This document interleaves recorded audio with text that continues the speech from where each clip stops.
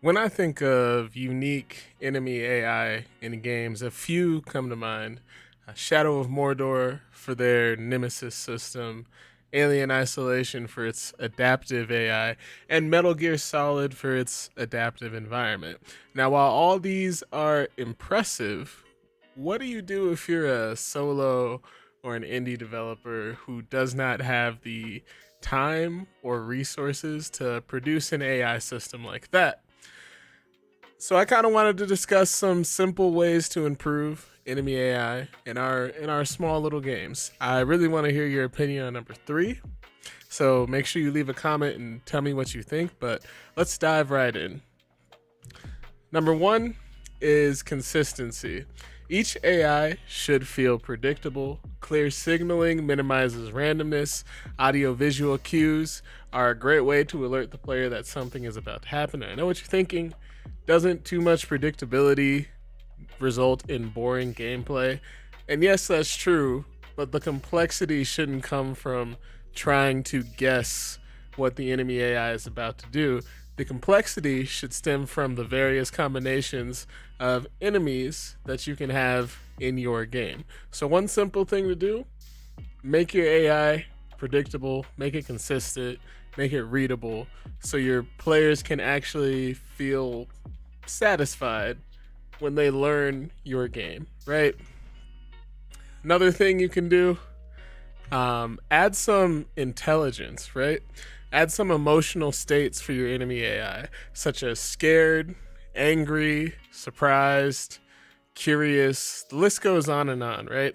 In brawling games and stealth games, catching enemies by surprise and seeing a brief reaction feels very satisfying. For example, the Batman Arkham City, the AI knows when it is the last one left, or when they see one of their buddies knocked out, it causes a reaction in them that adds to the depth of the gameplay.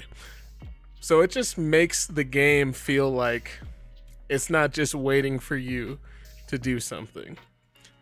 Some tips to further add to intelligence in enemy AI is associating different aspects with levels of intelligence, right? So smarter enemies should be able to survive longer, whereas dumber enemies should be easier to get rid of.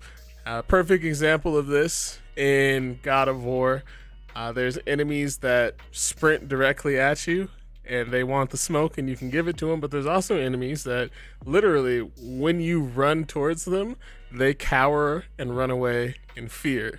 It makes them feel like they're not just robots going down a decision tree. It makes them feel like they actually have a little bit of depth and a little bit more thought process to them. Now, here's number 3.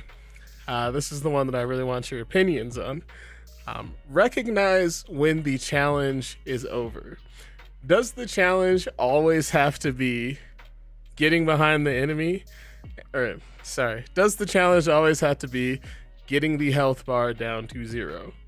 For example, in Batman, the challenge is simply getting behind the enemy. As soon as you've gotten behind the enemy, the game is over. They're never gonna turn around and catch you sneaking behind them. They just let you knock them out, because that's the challenge to begin with. That's the goal in the first place. The satisfaction comes from successfully sneaking up on someone, not from knocking them out. Same is true in the latest God of War Ragnarok. When you're fighting an enemy, especially a low level enemy, eventually there'll be a somewhat of a QTE where instead of getting their health bar all the way down to 0, you can just perform a finishing move because you've beaten up the same enemy like 10 or 15, like dozens and dozens of times, right? So recognize when the challenge is actually over and reward the player when they've completed the challenge. Another example is in stealth games. This one actually irritates me. When I'm playing a stealth game and I break the line of sight and hide, but they still consistently find me, it drives me nuts. It frustrates me because the challenge was to escape and hide. I feel like I should be rewarded for completing the challenge. That's kind of why I didn't really enjoy Outlast 2. Outlast 2 kind of bothered me. But that's it. Those are my 3 simple tips. I am currently working on improving the enemy AI in my game. If you look in the comments, there's a link to the AMA after party stream where I just work on code as I go. I'm really just figuring out this game development thing in real time, and I'd love to figure it out with y'all. So consider going over there and hanging out with us in the chat. I appreciate y'all for watching this video. Peace, y'all.